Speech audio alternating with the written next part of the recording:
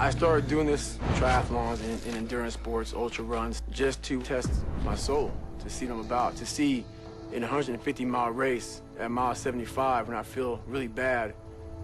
That's when you know. That's the only time you can find out what the human body is all about, what you're made of, to find out limits to myself, limits to the human soul. And every day I'm trying to see if I have limits. That's my everyday life. So I don't just train like an hour or so. I train until something is uncomfortable, and then that's when you know who you are. The only easy day was yesterday. It just never ends. I mean, I've done some races where you're on a 1 mile track and you'll run for 48 hours straight. So imagine running 48 hours and running 1 mile track. And it's not like you're sleeping, you're running for 48 hours to see how many miles you can get. I want to talk about mind torture. My life doesn't have a finish line. So when I cross the finish line of the Ironman, it doesn't matter, because I know that, 2 or 3 weeks from now I'll be doing something else to put my body through more pain. I believe, everything I try to do is kind of defined by excellence, but I don't think I ever reach excellence myself, because I have my standards of my life are really high. So I don't think I ever reach it, but I try to every day.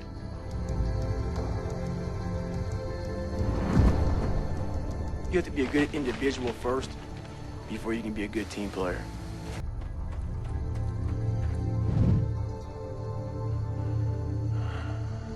I've done a lot of things I thought were impossible.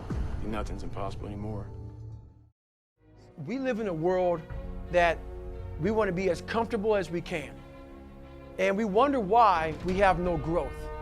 We wonder why when the smallest thing in our life gets difficult, we wonder why we cower and we run away. Because our whole life is set up that way. Our whole life is set up in the path of least resistance. We don't want to suffer. We don't want to feel discomfort. So the whole time, we're living our lives in a very comfortable area. I was just an insecure, scared kid.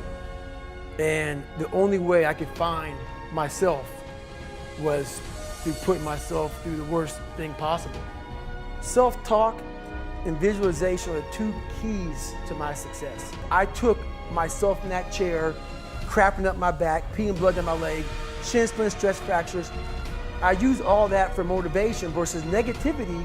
I use it for motivation. I said to myself, who on this fucking earth would still be going like that? You are. You are. You gotta be the hardest motherfucker on the planet. Is it true? I don't give a fuck. People have a hard thing understand. I hate to run. And what makes me so crazy, it doesn't anymore, is people go, well, why do you run if you hate it? What are you talking about?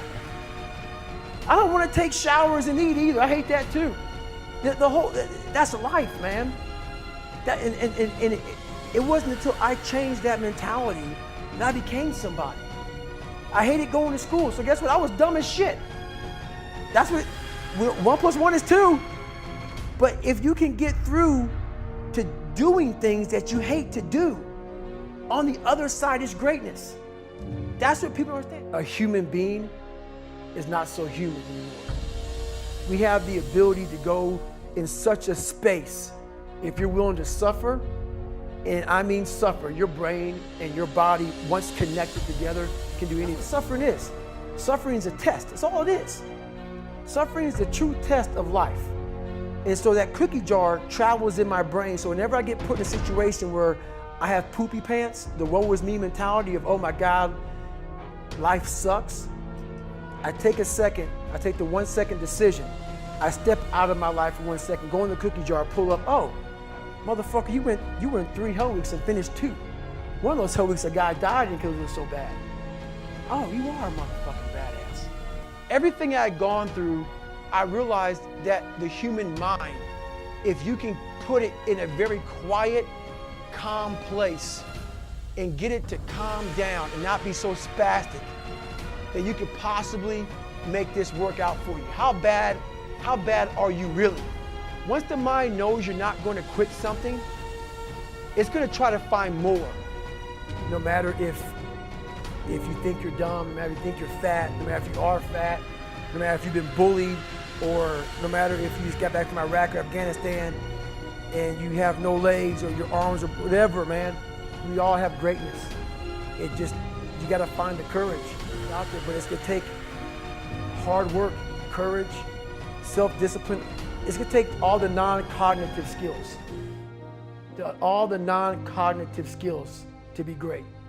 You know, smart is good, all this stuff is good, that's all cognitive. A warrior is not a person that carries a gun. The biggest war you ever go through is right between your own ears. It's in your mind. It's the non-cognitive skills that set you apart from everybody else. And that's what it's all about.